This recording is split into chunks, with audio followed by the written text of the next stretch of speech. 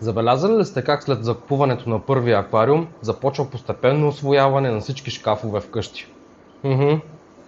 Това е така, защото нормалните хора, когато нещо се счупи, го хвърлят.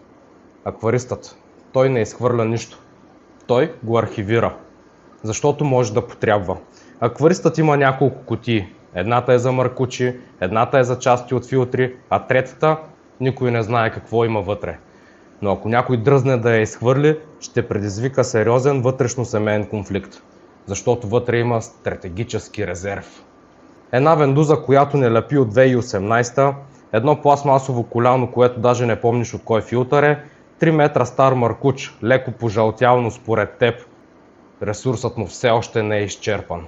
Една помпа, която бръмчи като стар хладилник и се казва ще я оправя. Този ремонт се отлага вече 4 години. Но помпата все още продължава да фигурира в наличността.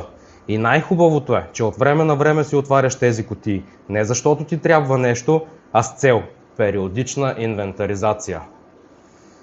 Разбира се, без да изхвърляш абсолютно нищо. После след 4 години ти се обажда един приятел и ти казва случайно да имаш коляно за маркуч 1622. С абсолютно спокойствие заявяваш имам. Отиваш до шкафа, ровиш точно 11 секунди и го намираш. Точно него. Чисто нов. Тогава вече не си човек, който събира боклуци. Ти си легенда. Защото акваристът не пази ненужни неща.